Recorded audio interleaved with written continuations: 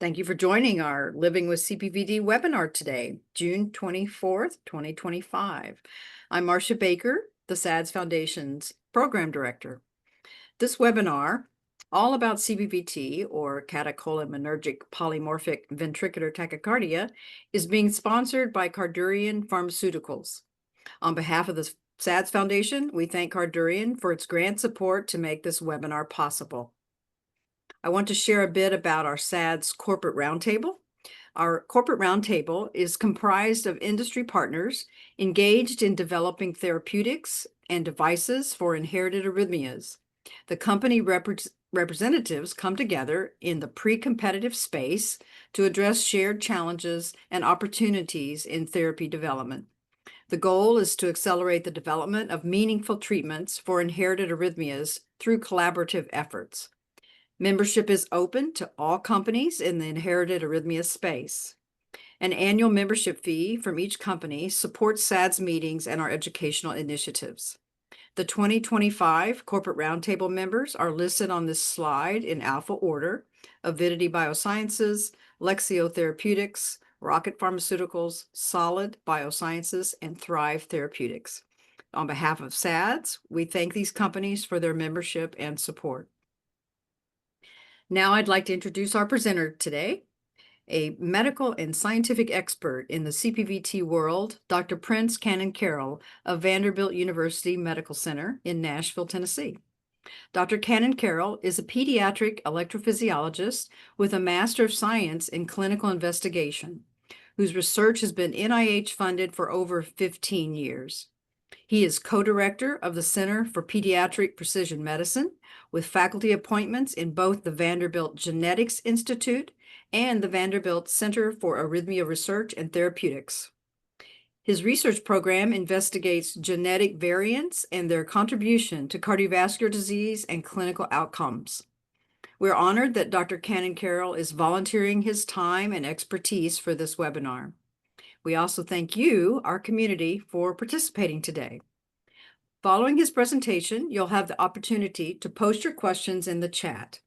Questions will be addressed at the end of the presentation. A reminder that this webinar is being recorded, so please keep your microphones and audio muted during the presentation. The webinar recording link will be emailed to all of you in a few days. Dr. Kannankeril, welcome, and I'll turn the microphone and screen share over to you. Excellent. Thank you, Marcia, and thank you to the SADS team for asking me to do this. I'm going to share my slide here, and so looks like it's working. Great. So yes, I am supposed to talk all about CPVT. Of course, I can't cover everything about CPVT, but I'll try to hit some important stuff and some highlights today. Let me advance my slide here. There we go. So disclosures, so the SADS Foundation did receive some support from Cardurion for this, and I personally have received some consulting fees from Solid Biosciences. I will actually not be discussing either of those efforts today, so it should be no big problem. Another disclosure that I have to add is, so I'm in Nashville, Tennessee, where it's about 96 degrees outside, and yesterday our air conditioner stopped working, and so it's about 87 degrees here in my bedroom where I'm doing this. So I may need to pause and take a sip of my beverage here. If you see me sweating, then you'll understand why. So CPVT, or catecholaminergic polymorphic ventricular tachycardia, is of course a channelopathy, which just means a disease of ion channels. And it's characterized by a structurally normal heart. So, the echocardiogram or the cardiac MRI will be completely normal, and the normal resting ECG as well. And so that can make it difficult to diagnose because, an ECG and echocardiogram are sort of the standard tests that a cardiologist would do if they're evaluating a patient. The way we make the diagnosis is by seeing certain characteristic ventricular arrhythmias with exercise, either on a formal treadmill test or with stress that we can see on an ambulatory monitor. And classically, we see bidirectional VT. And so here is an example from a young patient with syncope. Here she is standing on the treadmill before exercise, and you can see her ECG is entirely normal. But just within 2 minutes, she starts having a lot of ectopy, and it's a little bit hard to tell what's going on. Some of them look wide. Hard to know if there's atrial ectopy with aberrancy or ventricular ectopy. But just a few seconds later, as she continues to exercise, she's in really sustained polymorphic ventricular tachycardia. And she feels totally fine, okay? She's got no symptoms at all. She's not feeling anything abnormal. And so, we keep her running, of course, and we can get nice 12-lead ECGs of this. And I hope you can see my pointer here. I'm pointing to one QRS complex that's going up, and then this next one is going down. And so that's the classic bidirectional VT that we can see in CPVT. Now, as ventricular tachycardias go, this is a fairly unusual pattern, and we only see it in a handful of instances. Actually, probably the most common now is CPVT.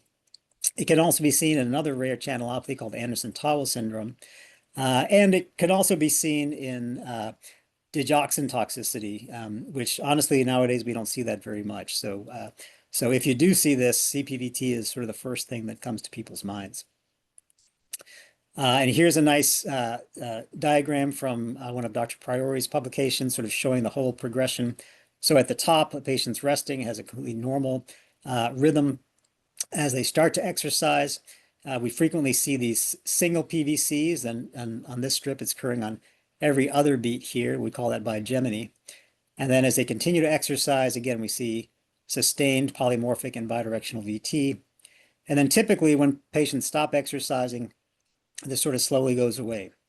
And again, this VT, even though it looks very abnormal and of course is abnormal, it for the most part doesn't cause significant symptoms, and it's not really the problem in CPVT. The real problem is shown here. So this is a slide again from a publication showing a CPVT patient going from the bidirectional polymorphic ventricular tachycardia to ventricular fibrillation. And of course, ventricular fibrillation is a rhythm that has no real pulse, and so patients will pass out from this. And if this does not either stop on its own or get defibrillated quickly, that's how patients can die suddenly. So I do want to highlight a few other common features of CPVT. One is that many patients before diagnosis have a mild sinus bradycardia. Usually it's not too severe and can certainly go unnoticed, but that is certainly part of the phenotype. Another phenotype is supraventricular arrhythmias. So I'd say for the typical CPVT patient that they're not that problematic, but occasionally we have patients who have lots of atrial tachycardia or atrial fibrillation, and it can be problematic in a subset. And then thirdly is what's depicted on this slide is also that, we think about patients with CPVT, they exercise, they get more and more VT, and then once they stop, it goes away. But occasionally, if they continue to exercise, it goes away. So here's a patient who starts having single PVCs and then couplets and then non-sustained VT, but they keep exercising and now sinus tachycardia predominates. And that actually happens about a third of the time. This is a study from Arthur Vilda, who has a large population. And so sometimes I've heard people say, oh, well, that's, maybe it's not CPVT because at peak exercise, it was just sinus tachycardia. And again, that's not necessarily the case. So how long have we known about this disease? Well, we can look back at some publications of case reports from the 1960s of young patients with ventricular ectopy and syncope or sudden death and no structural heart disease. But ECGs that are shown here, clearly this is bidirectional VT, and we can sort of retrospectively make the diagnosis of CPVT. The first series was published by Kumel, and you can see the terms he's using are not really terms we use much anymore. But it was clearly a series of patients with CPVT. And from these early reports in the 60s and 70s, a couple of things were clear. One is that this was a familial disease, and eventually we would know this is a genetic disease. And two, that beta blockers seem to be beneficial.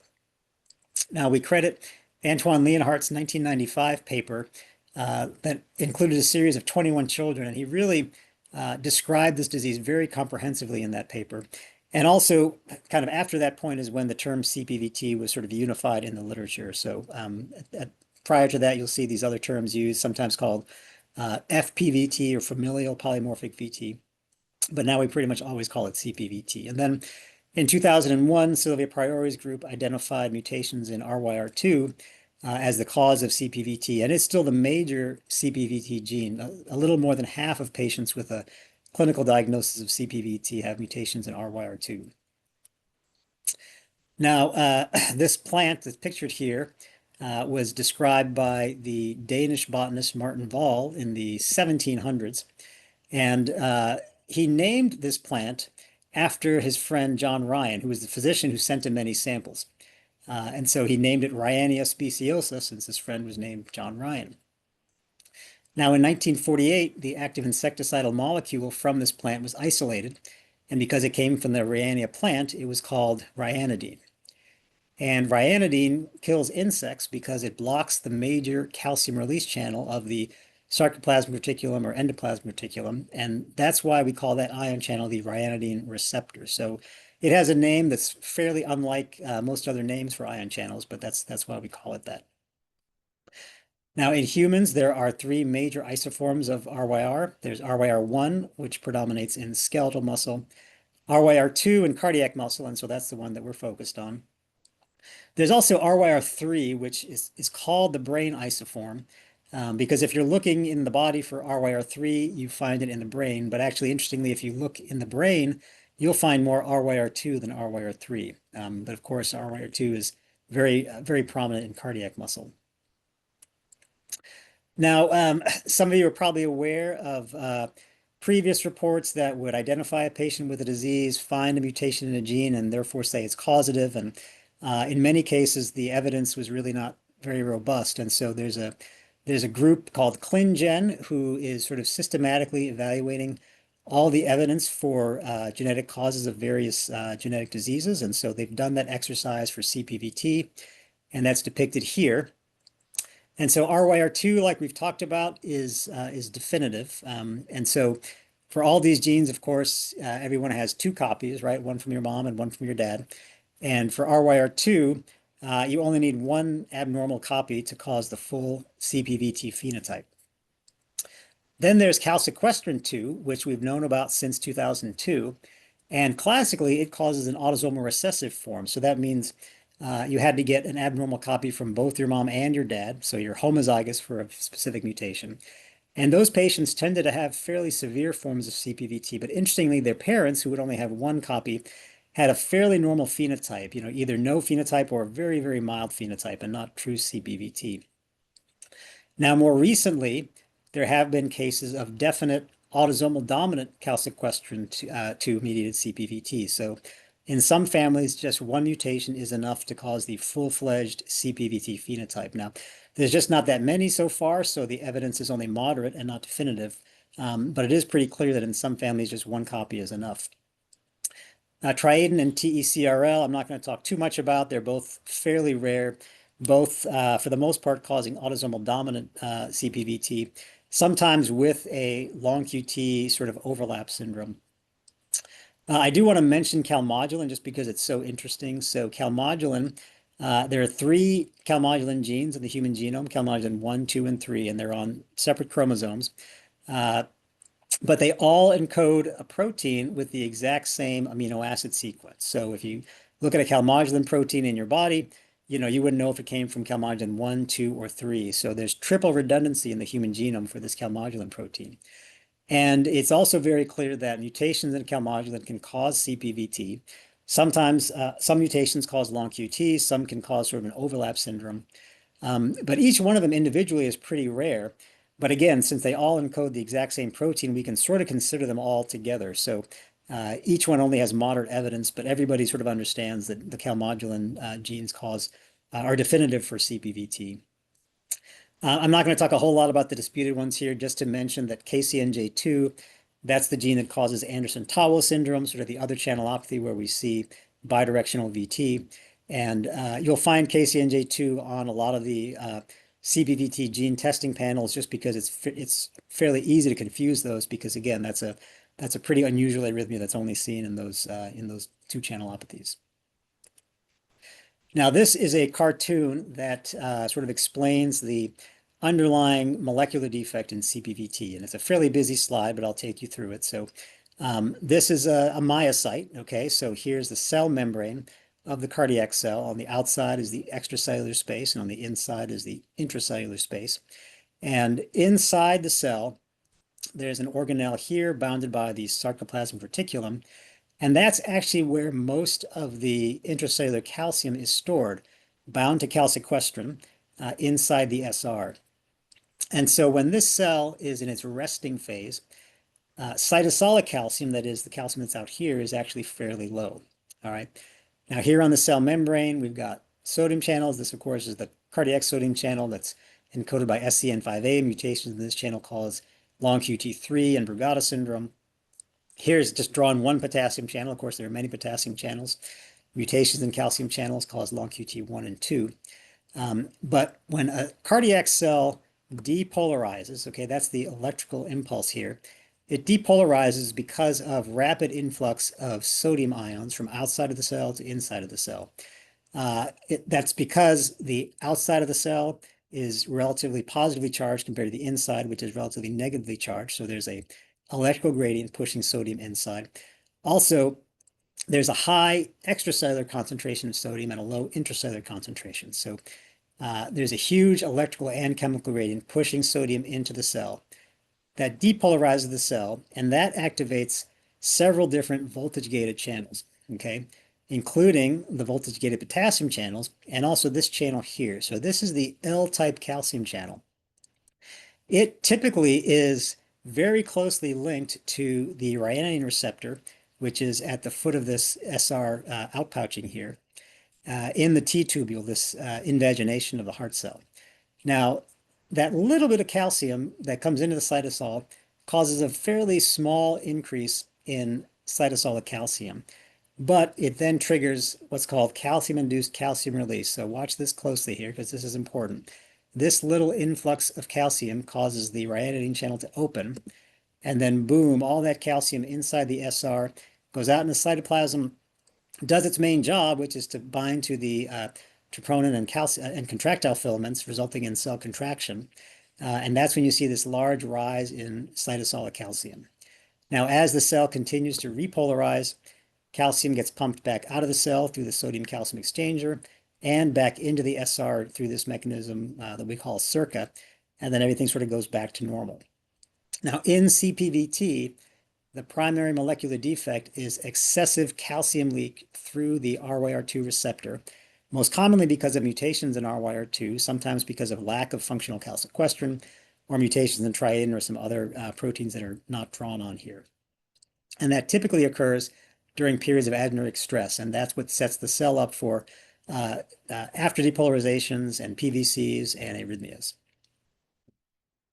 Now, if we go back almost 20 years ago, and we look at, the major societies and how they said we should treat patients with CPVT, I know there's a lot of text on this slide, but we basically had two options. We had beta blockers and we had ICDs, all right? So again, beta blockers we know are very important in CPVT from those earliest reports, and they're essentially universally recommended, but they are not universally protective. Now, this is a figure from a meta-analysis that Christian Vanderwerf did back in 2012. And a meta-analysis basically takes a whole bunch of published studies in a specific population. In this situation, we're talking about CPVT patients who are on beta blockers, and essentially lumps them all into one large study. So he had a total of 354 patients that have follow-up anywhere between 20 months and 8 years. And he showed what the event rates were despite beta blockers. So you can see 37% event rate on this slide here. And each of these blue dots represents the results from a single study. The size of the dot corresponds to the size of the study. So this is the largest study with the longest follow-up, and it does sort of drive the data. But you can see, an unacceptably high arrhythmic event. 15% of these events are near fatal, and 6% are actually fatal. All right. Now, I will say this is 2012, and beta blocker practice patterns have changed somewhat, so it's probably not quite as bad as it looked back then, and I'll explain why in a little bit.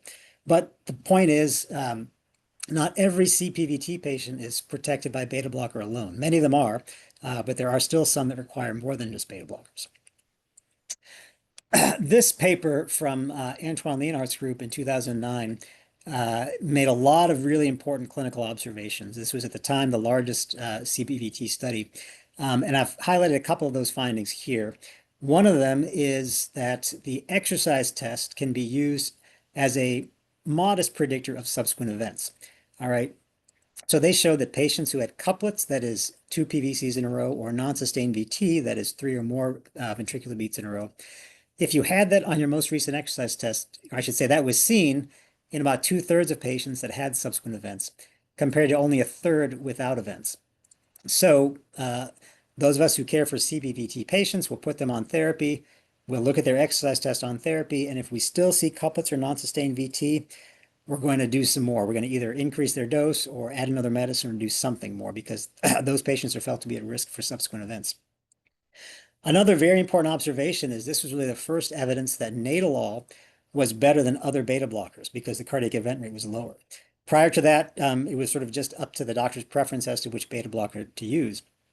And after this was published, the group in Norway, who had a large series of CPVT patients, they switched them all from beta-1 selective beta blockers, which had been their beta blocker of choice, over to nadolol. And it sort of makes sense for a cardiologist to use a beta-1 selective beta blocker since the beta-1 receptors are on the heart. Beta-2 is mostly in the lung. And so if you don't want to make a patient's asthma worse, you're going to think about using a beta-1 selective beta blocker. And metoprolol was the most common one they used here. But if you look at the results of the exercise test, it's sort of color-coded here. So patients with non-sustained VT are in red, patients with couplets are in orange. And again, those are the groups that are at risk for subsequent events. If you look at before treatment and on treatment with beta-1 selective beta blockers, it's not really much better. In fact, statistically, it's no different. Now, once they switched everyone over to nadolol, now the majority actually have no PVCs or just single PVCs. Only a couple still have non-sustained VT or couplets. So very good data that nadolol makes the exercise test look better in CPVT. And even more importantly, now we've got 2 large registry studies that show that the event rates are lower. So this panel on the left here, this was looking specifically at RYR2 positive pediatric patients who were symptomatic before their diagnosis of CPVT, so a slightly higher risk cohort. And you can see the event rates are lower on non-selective beta blockers, which for this study was essentially nadolol or propranolol, compared to the beta-1 selective beta blockers. Very similar data from Silvia Priori's group here. These are essentially RYR2 positive CPVT patients, all comers, so perhaps a little lower risk than the panel on the left. But again, much lower event rate with either nadolol or propranolol compared to selective beta blockers. So the point is, for CPVT, we really should be using nadolol or propranolol rather than other beta blockers. So for those that still have events despite nadolol or propranolol, again, if you look at the old guidelines, the option was the ICD. And the ICD is really, a modern marvel, right? I mean, this is a implanted device that's always monitoring the heart rhythm. And if there's an abnormal heart rhythm that's life-threatening, it can automatically detect that and treat it. Here's an example of a patient who's in a rapid VT. The device detects it. It's programmed to deliver 21 joule shock, and so it delivers that shock here, and the patient's back in a normal rhythm. Or even better, here's that same patient having a different episode, but now the ICD is programmed to deliver a burst of anti-tachycardia pacing, which terminates the arrhythmia as well. All right, so this is better than the shock for a couple of reasons. One is it's faster, okay? If the ICD is going to shock, it has to charge before the shock, so there's a little bit of delay between detection and therapy, whereas it can pace right away. So basically, as soon as it meets detection, it can deliver that therapy. More importantly, this is painless, all right? The patient has no idea this even happened because the VT is so short and the rapid pacing, they don't feel that. Whereas shocks generally are associated with pain, and so they usually know when that happens. But of course, these images are not taken from a patient with CPVT, right? This is a regular monomorphic VT that is amenable to termination with burst pacing or with shocks. In CPVT, the ICD tracings usually look like this. So here's the patient who's in their sustained polymorphic or bidirectional VT. A burst of anti-tachycardia pacing is not successful. Here's a 35 joule shock, which is also not successful. Okay, you can see it just continues on there. And in fact, the patient receives a series of 6 shocks none of which are successful. And then fortunately, the arrhythmia eventually just terminates on its own. All right, and it's not just this one example here. In fact, Christina Miyake, who is at this webinar, led this really important study looking at ICD shocks in patients with CPVT. And so even if we just focus on the appropriate shocks here, so these are shocks that are delivered for either polymorphic or bidirectional VT or true VF. You can see that every shock delivered for polymorphic or bidirectional VT was unsuccessful, at least on the first shock. Every shock delivered for true VF was successful. So ICDs do correctly treat, or I should say, appropriately and successfully treat true VF in CPVT, but not the polymorphic or bidirectional VT that always precedes the VF. And so, we do our best to avoid ICDs when we can in CPVT. If we have to put one in, we try very hard to not treat these arrhythmias and only treat these, but that's very difficult. And then, of course, inappropriate ICD shocks are a problem in young patients in general, and that's also seen in CPVT as well. So what else do we have? Well, now moving forward from those 2006 guidelines, this was a paper that was published in 2009. And this was the result of Hiroshi Watanabe's work. So Hiroshi is a electrophysiologist from Japan, actually, who was doing a postdoctoral fellowship at Vanderbilt with Dan Roden. And he was on the same floor as Bjorn Nolman, who had a really nice mouse model of CPVT, the calsequester knockout mouse. And for reasons that nobody can understand, Hiroshi decided it'd be a good idea to give these mice flecainide. Anybody else would have said that's a silly idea. Flecainide we know of as a sodium channel blocker. There's no reason to think it would work in CPVT. But lo and behold, it worked really, really well in those mice. And so Hiroshi had an abstract at the Heart Rhythm Society meeting. Arthur Wilde sees the poster, goes back home to the Netherlands, and immediately tries flecainide in 2 of his most severely affected patients. And so on the top, this is a young boy who is on beta blocker plus calcium channel blocker, which at that time was what we thought was maximal therapy. Nowadays we don't really use calcium channel blockers very much in CPVT, but at the time we sort of thought that was the best regimen. You can see he's still got a lot of ventricular ectopy. This blue shaded area here is the ventricular beats during exercise. Once he switched the calcium channel blocker to flecainide, now very few PVCs with exercise. This subject was a young woman who did not like how she felt on beta blocker, and so she switched to flecainide monotherapy. And again, you can see marked reduction in the amount of PVCs. And so why in the world does flecainide work? Well, it turns out, and this is, again, the work that Bjorn did, flecainide directly blocks the RYR2 channel. So these are single channel openings with open at the top and closed at the bottom. And so in the absence of flecainide, you can see the channel sort of opens and closes at a certain frequency here. Once you add flecainide at higher and higher doses, you can see the channel spends more time in the closed state. So again, summary data here, lower open probability and lower open time with flecainide. And there's a little bit more on here sort of explaining the basic science. And for a long time, there was a big controversy in basic science as to exactly how flecainide works in CPVT, but it's sort of a moot point because we know, for human CPVT patients, flecainide works really well. This was the first multi-center series demonstrating that. And so, again, this is looking at the exercise test with non-sustained VT and couplets, again, representing those who are at risk. And so you can see this group of patients on standard therapy at baseline, which again was pretty much beta blockers for everyone, calcium channel blockers for many. We had 20 patients that are still at risk. Once we put them on flecainide, now only 2 patients still at risk.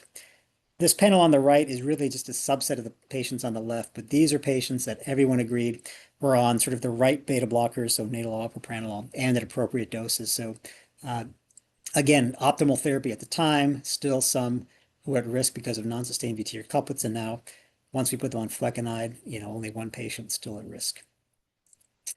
And again, because flecainide was already FDA approved for the treatment of ventricular arrhythmias in both adults and children, we took the opportunity to do a randomized placebo-controlled trial and showed that beta blocker plus flecainide was superior in terms of the exercise test compared to beta blocker plus placebo. And in this trial, we actually got flecainide levels and made sure that everybody was therapeutic. And so by doing that, we had nobody who still had couplets or non-sustained VT on the combination therapy. So in addition to flecainide now, we also routinely use left cardiac sympathetic denervation. And this is a procedure that's been done for a long time, but its use in CPVT was sort of re-energized. And so this is a surgical procedure where basically the sympathetic nerves to the heart are cut and removed. And this can be done thoracoscopically as drawn here. And since this is essentially an irreversible procedure, the only way to assess its efficacy is to compare major cardiac events before versus after. And so you can see in this series, all of whom had CPVT, there were a number of patients that had multiple episodes beforehand, and now afterwards, most patients had no events. There are still some events, and some patients actually have more, so it's also not perfect, but it is very useful for either problematic patients or for patients who cannot tolerate beta blockers. So before we get to questions, I just wanted to finish up with this concept here. And I'll do this with a case. So this is a, quote, atypical CPVT case. So this was a 15-year-old previously healthy boy who had a cardiac arrest in April of 2020. His mom found him unresponsive, but she saved his life by starting CPR, calling EMS. When they got there, they placed an AED, a shock was advised, and he was defibrillated. And this all happened at another center initially. His initial ECG, echocardiogram, and cardiac MRI were all completely normal post-arrest. While he was in the hospital, he had frequent non-sustained episodes of atrial tachycardia, but no ventricular ectopy. And like we talked about before, sometimes we see atrial tachycardia in CPVT. But he did have an initial stress test with no ectopy at all. Now, I will often sort of take a exercise stress test, shortly after a cardiac arrest with a grain of salt, because oftentimes patients are not really fully able to exercise, and so it may not be a maximal test. But when you looked at the results, he actually got his heart rate, his peak heart rate up to 205 beats a minute, which we would all consider a maximal stress test. So the fact that he had no ectopy was a little suspicious there. And so he gets genetic testing, and he has a rare missense mutation in RYR2. At the time GeneDx did his testing, they called this a VUS. If you put this into Franklin, which is one of the websites that sort of looks at ACGME criteria, or sorry, ACMG criteria, it calls it likely pathogenic. It's not really been reported before in CPVT, so essentially it's just a rare mutation that could cause CPVT. In silico tools predict that it should be deleterious, but we can't be any more definitive than that. So he gets an ICD implanted and is initially treated with nadolol. And then in follow-up, he has a treadmill, and this is on nadolol, that shows PVCs developing at heart rates in the 150s and the development of couplets at peak exercise. So, he's looking maybe a little bit more like CPVT. And again, because he had couplets, his doctors, intensified his therapy. They increased his nadolol to 80 milligrams a day. And then he did well up until October of 2023, and by this time he had actually moved to the Nashville area, and he had a syncopal episode at work. And his ICD was interrogated, and you can see he went very rapidly from a normal rhythm to ventricular fibrillation, which is shown here. And he gets shocked back to a normal rhythm. And so we look at this and we say, well, this doesn't really look like what we expect in CPVT, right? So let's take his tracing on the top, compare that to a CPVT tracing on the bottom. In CPVT, we expect there to be polymorphic bidirectional VT before VF, right?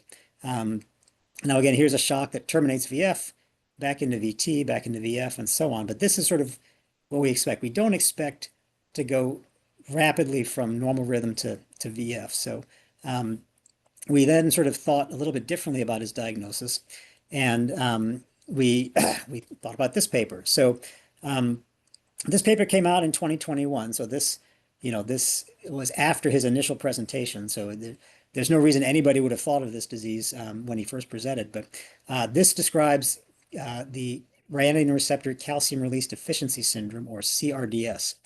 And this is a really remarkable paper. So there were multiple families who all had multiple members with either sudden cardiac death or ventricular fibrillation, often with exercise or stress. But all these patients in the original series had totally normal treadmills. They also all had mutations in RYR2. Now, remember, we said in CPVT, the main problem is excessive calcium leak from the RYR2 receptor. Well, in this paper, they characterized every one of these mutations. And compared to wild type here, this is sort of a measure of calcium release, if you will. Every one of these mutations had reduced calcium leak. Okay, and that's why they call it the calcium release deficiency syndrome, deficient calcium leak. So from a molecular standpoint, it's sort of the opposite of CPVT. And this is a really difficult disease for several reasons. One is, again, ECGs are normal, echocardiograms are normal, but unlike CPVT, the treadmills are normal or very near normal. So it's a difficult disease to make a diagnosis. There is a possible new test that may be useful. It's still too preliminary to know. And the other thing that's difficult about this is we don't yet know exactly how to treat this. People think that flecainide might be good. It's unclear if beta blockers should help. So again, this disease was only described, 4 years ago now. So we're learning a lot more about it as time goes on. But I want to bring this up as kind of one of my key points here. And so the take-home points, if you're going to remember anything, I would want you to remember these three things. One is that nadolol or propranolol is the beta blocker of choice in CPVT. Two is that persistent couplets or non-sustained VT on a treadmill generally requires more therapy. I say generally because, I have some patients who have never had any symptoms at all, never had any syncope. And then if their yearly treadmill all of a sudden shows couplets, I might wait on it, intensifying therapy for those patients. And then lastly, if a patient or family is RYR2 positive and has a normal or near normal treadmill, we should really consider CRDS as opposed to atypical CPVT, which is often how these patients were labeled in the past. And so I will stop sharing my screen here. And yes, Marcia, I think you are going to moderate the Q&A, correct? I will, and take a moment to have a cold beverage sip while you're in the heat. And I'm so Well, sorry yes. about your air conditioning going out today. Crazy. So everyone, now is your opportunity to post and write a question in the chat feature, and we will run through those with Dr. Kannankeril. Thank you very much. It was a wonderful presentation. And so the floor is open to your questions now. Yes. I see the question that says, can you discuss the link to seizures and neurodevelopmental disorders in CPVT? Yeah, that's a great question. And honestly, Dr. Miyake has done a lot of the work in this area. So she has identified sort of a subphenotype of CPVT.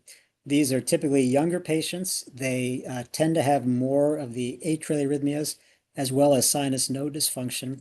And they also have various neurodevelopmental diagnoses, so ADHD or behavioral issues, and they often have a fairly severe phenotype. They can have seizures and neurodevelopmental disorders as well. And I know that Dr. Shu Sanatani in Vancouver actually just got a recent large grant to sort of investigate this phenotype a little more in detail. And so, Christina, like I said, you're sort of the expert in that area. If you have anything to add about that, feel free to unmute yourself and enlighten us. Thanks, Prince. Yeah. No, I think you did a great job of summarizing it. Great. Thank So I you. also see what is the options for therapy on patients who don't respond to either beta blocker or flecainide. Yeah. So for CPVT patients who are on, maximally tolerated, again, either nadolol or propranolol ideally, and flecainide, and they're still having couplets or non-sustained VT on treadmill, then the option would include left cardiac sympathetic denervation.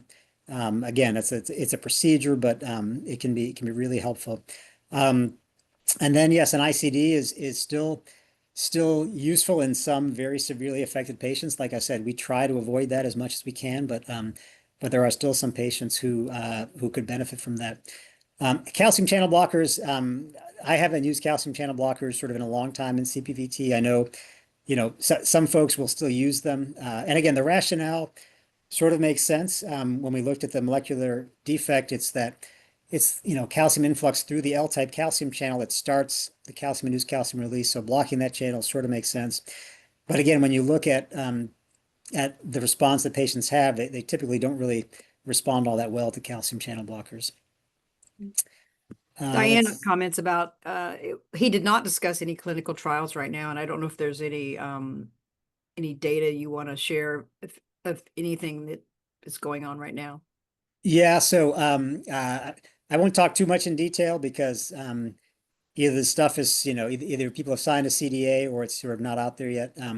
I think, and Marcia, you may know, you can correct me if I'm wrong. I believe the ARMGO trial that was enrolling at both Mayo and Amsterdam really just had difficulty enrolling eligible patients, because that's kind of one of the big problems in enrolling patients in these trials is I would say, most CPVT patients actually can be adequately controlled with combination of nadolol and flecainide. And so if they're doing well on those medicines, how do you justify trying a different medicine? Well, either it's those handful that, still have problems despite those medicines and you can enroll them, but other people it's like, well, do you take them off a medicine that's working to enroll them in a new drug that is unproven? That's a very difficult thing. And so that's a sticking point for all the trials, whether it's a new drug or gene therapy. It's like, how do we pick, which ones to select for this? Okay, here's a question from Kristen. My daughter has Bigemini and couplets on her pre-medicated stress test. After nadolol, she had Bigemini still. Would this be treated more aggressively? She doesn't have a definitive diagnosis yet. It all started with a syncopal episode in gym class, along with dizziness and chest pains on exertion. Yeah, so not having seen the data, but hearing the story that, she had syncope in gym class and has couplets on her unmedicated treadmill, I'd say, that sure sounds like CPVT. So I would sort of believe that at the time. And if on nadolol she has just Bigemini, we would normally consider that adequate. So Bigemini again is, a sinus beat followed by a PVC, followed by a sinus beat followed by a PVC, and that is not associated with subsequent events. So so if it's just Bigemini, I'd probably just stay on nadolol alone, assuming she's tolerating that well. Julie asks, can a faster set heart rate and a pacemaker help with tiredness? Yes, great question. So it certainly can. And we definitely have had patients who, on the combination of nadolol and flecainide, have sort of enough exacerbation of their underlying sinus node dysfunction that an atrial pacemaker has made them feel a lot better. That being said, there are plenty of patients who take beta blockers and feel tired, and it's not necessarily related to heart rate. So I would say it certainly can help, but it's not in every case. So that's where, a discussion with your physician as to, whether or not it's worth a pacemaker to help combat this tiredness. Like I said, it has to be an individualized decision. Okay. Rochelle asks, I've been seeing many RYR2 patients be advised to follow malignant hypothermia protocol for anesthesia. From what I know, RYR1 and RYR2 channels don't cross over in skeletal and cardiac muscle. Can you discuss this? Yes, yeah, great question. So yeah, so RYR1 is the skeletal muscle isoform of ryanodine, and mutations in RYR1 can cause malignant hyperthermia, which is a adverse reaction to certain inhalational anesthetic agents, and it's very severe. These patients get severe muscle weakness, hyperthermia, and so it's something that the treatment for that is usually dantrolene.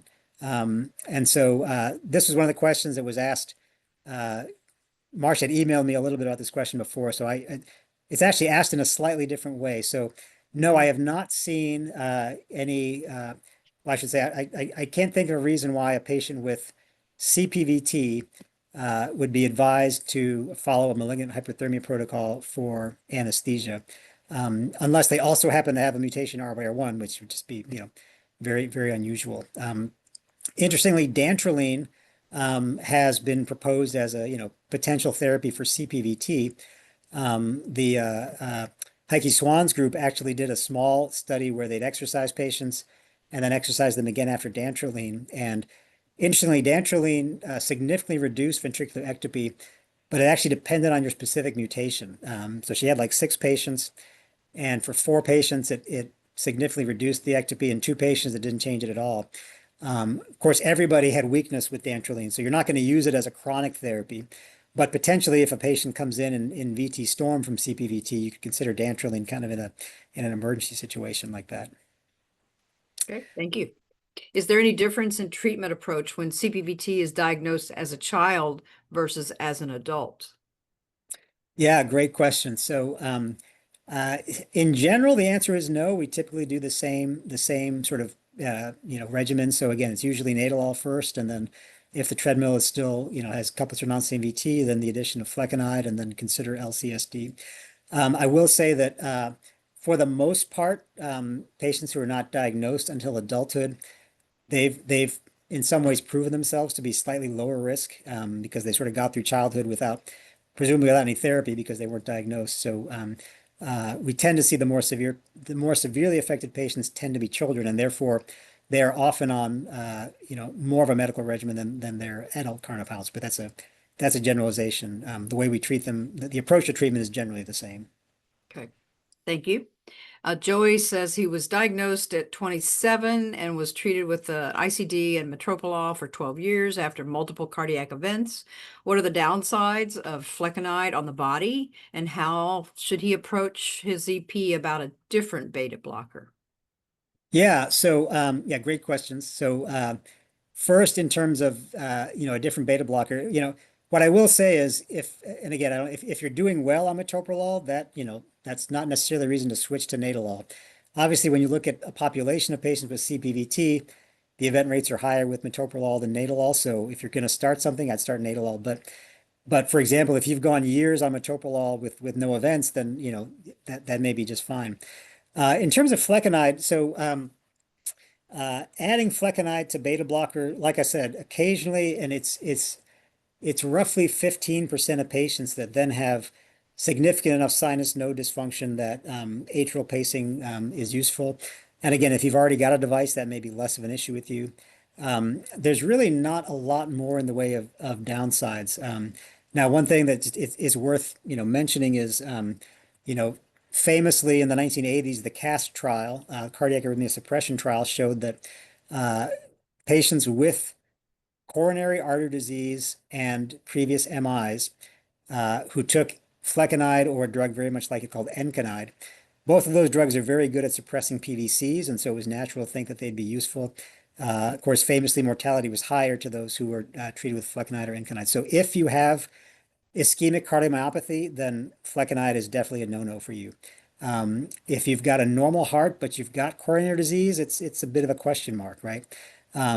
Fortunately, most CPVT patients are relatively young, relatively healthy, and we can use flecainide really without any significant concern. Okay.